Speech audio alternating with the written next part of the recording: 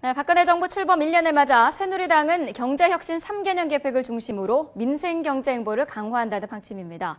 반면에 민주당은 박근혜 정부 1년 규탄 보고대회를 통해서 공세 수위를 높여갈 계획입니다. 기초단위 정당 공천 폐지 여부를 둘러싼 공방도 계속되고 있습니다. 국회로 가보겠습니다. 안윤학 기자. 네, 국회입니다.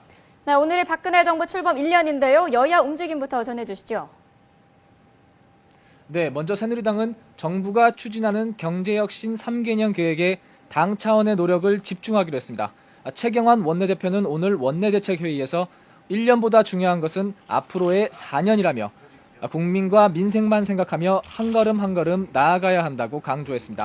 또 무엇보다 중요한 것은 경제와 국민 통합을 위한 야당과의 소통이라며 정부의 정치력을 한 단계 높이기 위해 정부의 가교 역할을 담당할 정무장관직 부하를 건의했습니다.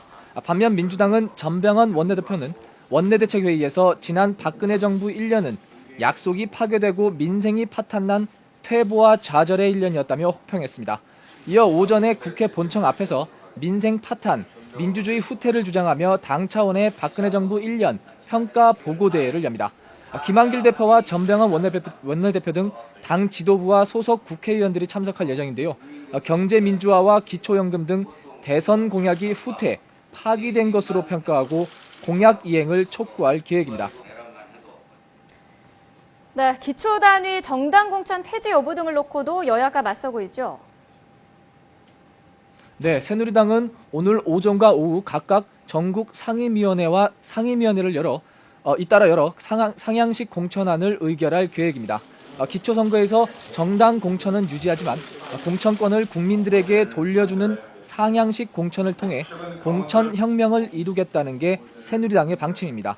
다만 여성, 장애인 외에도 객관적으로 후보 경쟁력이 낮은 지역에 대해 당이 공천할 수 있다는 조항을 신설해 전략 공천의 여지를 둔 것은 논란거리로 남았습니다. 민주당도 내부적으로는 공천 유지로 가닥을 잡고 이를 보완할 방안을 모색하는 데 주력하고 있습니다. 특히 안철수 의원의 새정치연합이 기초공천을 폐지하기로 한 데 따른 정치권의 파장도 고려하면서 이번 주에는 당의 공식 입장을 밝힐 계획입니다. 쟁점이 되고 있는 기초연금 문제를 놓고는 여야 간 협상이 오늘도 이어질 전망입니다. 어제 새누리당 최경환 원내대표와 민주당 전병헌 원내대표가 만났지만 기존 입장을 고수하면서 결론을 내지 못했습니다. 이번 임시국회 내 법이 처리돼야 7월 연금 지급이 가능한 만큼 오늘도 양측이 만날 것으로 보입니다. 새누리당 측은 오는 7월부터 기초연금을 지급하기 위해 조속히 관련법을 처리하자는 입장이고 민주당은 70살 이상 노인들에게 일괄적으로 20만 원을 지급해야 한다고 맞서고 있습니다. 지금까지 국회에서 YTN 안윤학입니다.